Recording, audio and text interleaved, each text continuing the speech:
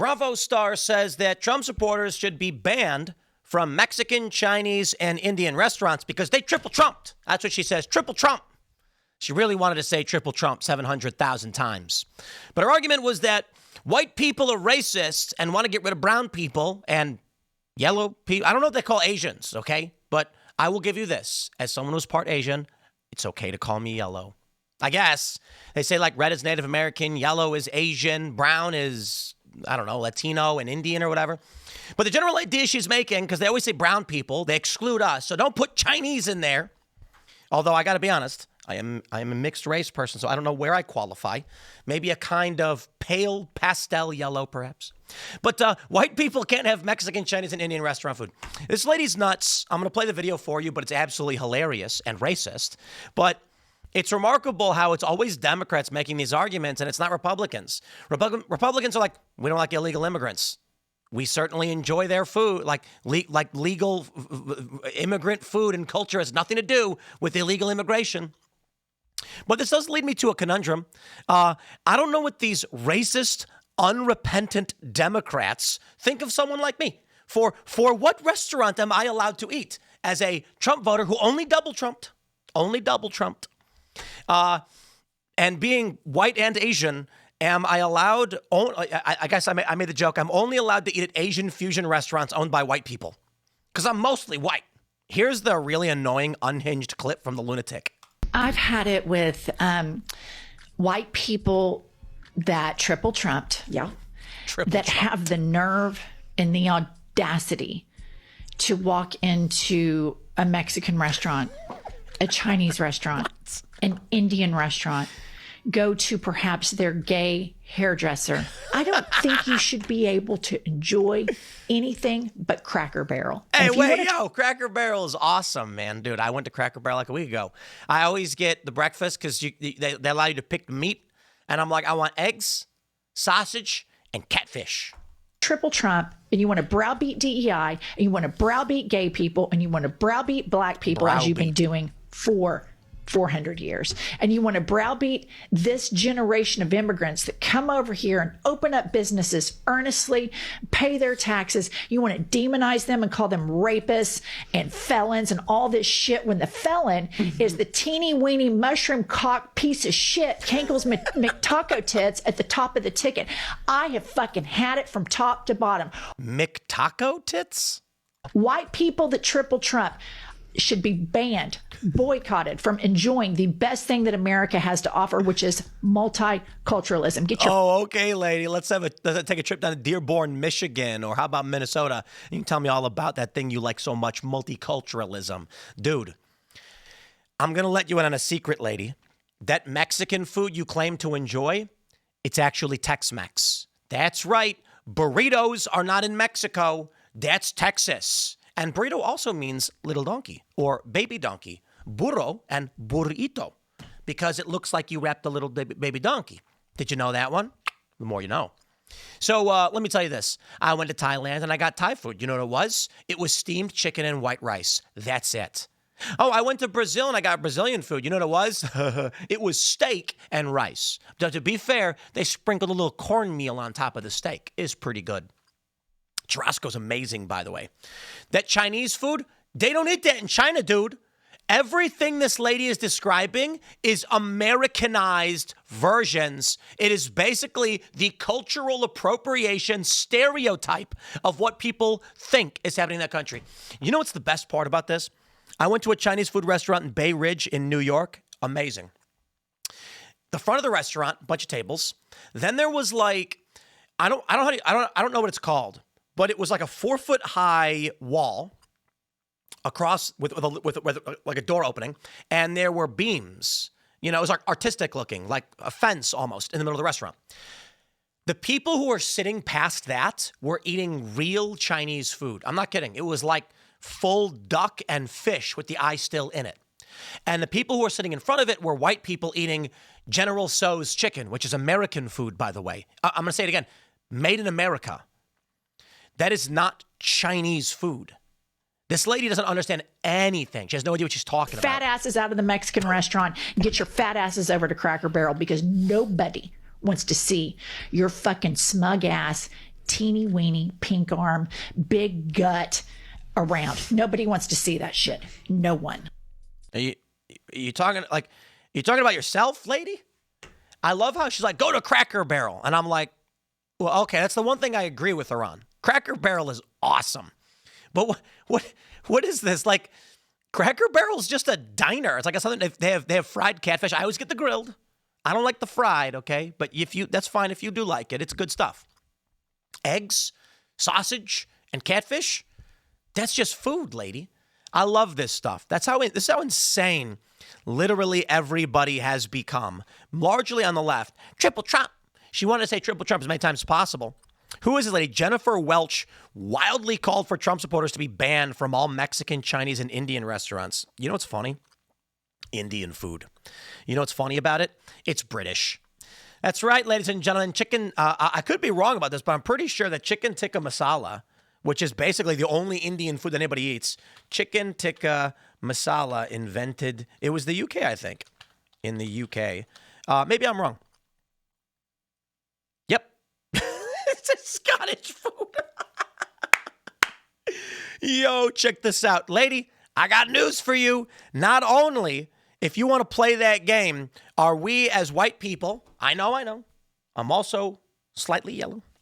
We're allowed to, not only are we allowed to eat chicken tikka masala, but actually the Indians aren't, because this was made in Scotland. Check this out. I Google searched it. Yes, chicken tikka masala is widely considered to have been invented in the UK, specifically in Glasgow, Scotland. It's Scottish food. While its roots are in Indian cuisine, chicken tikka and butter chicken, the specific dish with a creamy tomato-based sauce is believed to originate in Glasgow in the 1970s. The most popular story involves a Pakistani-born chef named Ali Ahmed Aslam, not even Indian. He's Pakistani, who owned the Sheesh Mahal restaurant in Glasgow. According to a story from Quora, a customer complained that his chicken tikka was too dry and requested gravy. Aslam improvised by adding a sauce made from tomato soup, ghee, and spices. Excuse me. Wow. Creating what is now known as chicken tikka masala. So chicken tikka is just the marinated chicken, is my understanding. While there are other claims of its origin, including some earlier in the 1970s and from restaurants in other parts of the UK, the Glasgow story is the most widely accepted and celebrated. The dish has also become a British culinary staple. It is often cited as a prime example of multicultural Britain. So, to be fair, it's Pakistani food at the best case scenario. Invented by a guy in Scotland, in Glasgow. So it's Scottish food. Do you guys know that Scotland also invented fried chicken? I'm pretty sure I'm right about that. Orange chicken is American. Pretty sure that's true. I love this, dude. Yes, orange chicken is considered an American creation, an American Chinese dish. It was not invented. It was invented in the United States, not China, and it's a popular dish at Chinese restaurants, particularly Panda Express. Chef Andy Cao is credited for creating it in 1987 while working in Hawaii for Panda Express. Holy crap. I didn't know Panda Express invented orange chicken. I love Panda Express. I don't eat there, though. That's like, when you get the double orange chicken, it is chicken wads, battered and deep fried and covered in a sugar glaze with oily fried rice. Bro, no wonder Americans are so heavy. While inspired by Chinese flavors and dishes, particularly from the Hunan province, orange chicken is not a traditional Chinese dish. You mean to tell me, what about General Tso's? General Tso's chicken is American. Yep. Here we go again. Lady, I can do this all day. General Tso is considered a Chinese-American dish, not traditional Chinese. While it's named after a Chinese general, the dish itself was created by a Chinese chef in Taiwan, but was specifically adapted to appeal to American tastes. The version popularized in the U.S. is a sweet and savory deep-fried chicken dish that differs significantly from the original recipe. Okay, so this one's a little bit more nuanced in that there is a General Tso's chicken in Taiwan, but the one we eat is very, very different. So let me tell you about Thai food, right? I've told this story before. I went to Thailand and I said, I want pad Thai. I love me some pad Thai. Americans love pad Thai. And I was at a restaurant and I said, I want pad Thai and I want it with squid. And my buddy who spoke Thai was there. And he laughed and he's like, that's not pad thai. And I was like, I just want like the noodles fried with all the vegetables, but I want squid in it. And he was like, okay. And so he told the ladies behind the counter, they started laughing. And he's like, listen, man, you basically said, can I have a cheeseburger, but can I have chicken on it and no cheese? Like, that's basically what you said.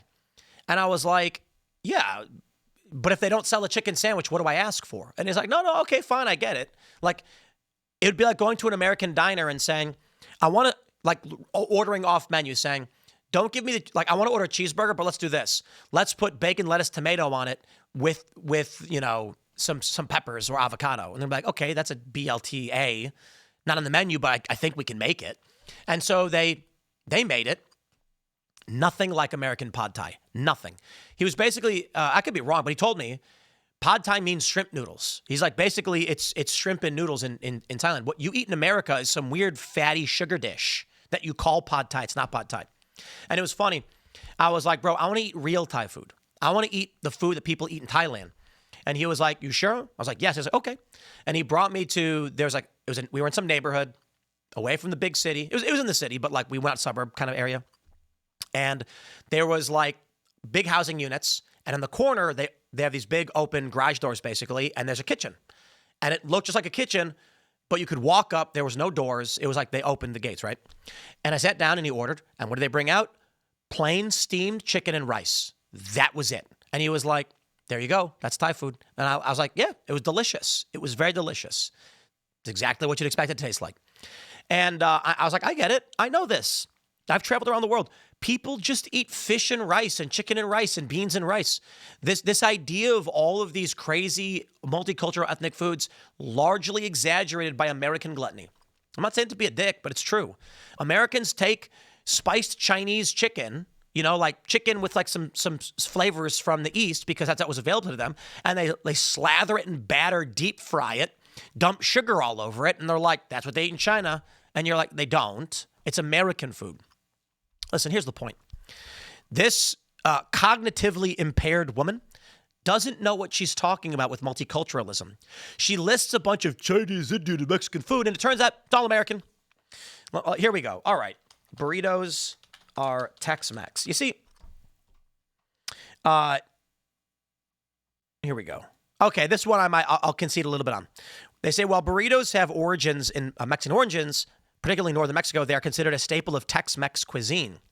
Tex-Mex are often incorporated into ingredients. It was probably Ciudad Juarez, which is the border, to be fair. In the United States, particularly in Texas, burritos have evolved into a Tex-Mex staple. So this is, I'll concede this point, but when you go to Mexico, they don't eat burritos. They do have tacos, for sure, but what do they eat in Mexico? My stars and garters. They eat steak and rice, okay? Beans and rice. Most people in the world eat beans and rice. So when this lady is saying all this garbage, lady, let me tell you something. When you go to a Mexican restaurant, most of the stuff you're ordering ain't Mexican. When you go to Chinese food restaurants, it ain't Chinese. And Indian food restaurants, it's Scottish. So I'll tell you this. The East India Trading Company killed an estimated, well, I should say in the wars, battles fought, some 50,000 people died to get crushed black peppercorn to Europe. Yeah, white people died to add these spices and flavors to their food. So this is just funny. I hope you enjoyed this waste of time. I'll leave it there. Smash the like button, share the show with everyone you know. Stay tuned. We got more coming up for you. We'll see you all in the next segment.